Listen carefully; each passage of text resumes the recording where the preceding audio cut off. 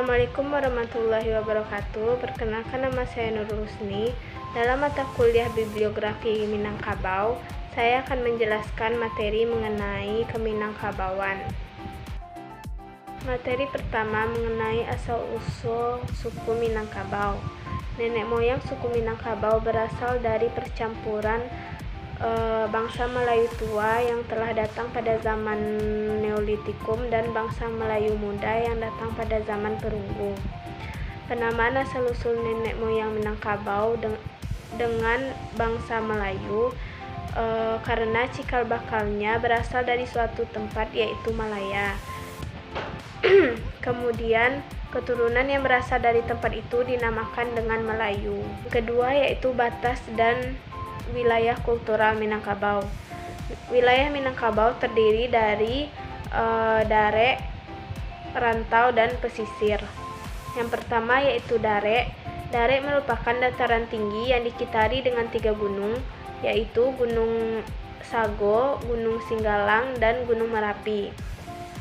Yang kedua yaitu Rantau. Wilayah Rantau ini terdiri dari dataran rendah, dimulai dari daerah pantai timur Sumatera. Yang ketiga yaitu Pesisir, daerah sepanjang pantai barat Sumatera dari utara ke selatan. Yang ketiga yaitu mengenai dasar filsafat adat. Filsafat adat Minangkabau berdasarkan kepada kenyataan yang hidup dan berlaku di alam. Dilihat dari pepatah adat bahwa kata yang lazim digunakan adalah kata sifat atau kata benda yang terdapat dalam alam sekitar. Yang demikian diibaratkan untuk kehidupan manusia dan untuk dijadikan sebagai pedoman tingkah laku manusia. Yang keempat yaitu mengenai konsep ekonomi kekerabatan Minangkabau. Perekonomian sangat dipentingkan oleh masyarakat Minangkabau. Atas dasar ekonomi yang sehatlah masyarakat Minangkabau akan makmur dan kebudayaan akan terus berkembang, serta pembangunan di sekitar masyarakat akan berkembang juga.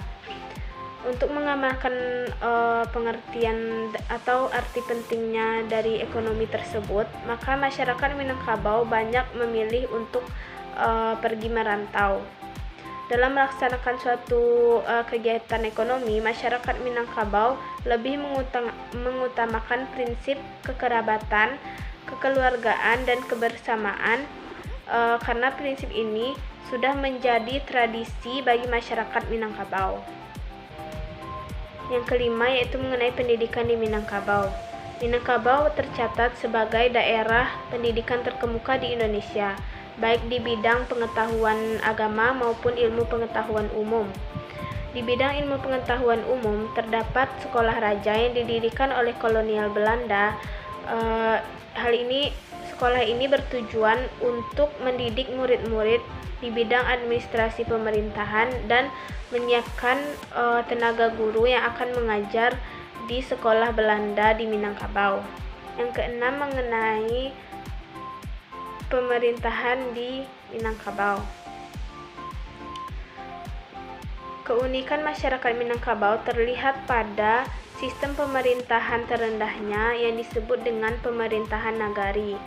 Nagari adalah bentuk kesatuan masyarakat yang mempunyai undang-undang, budaya, dan kebiasaan yang sama.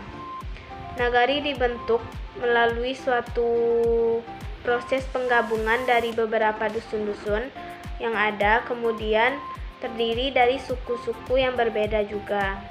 Baiklah, sekian materi yang bisa saya sampaikan. Terlebih terkurang saya mohon maaf. Assalamualaikum warahmatullahi wabarakatuh.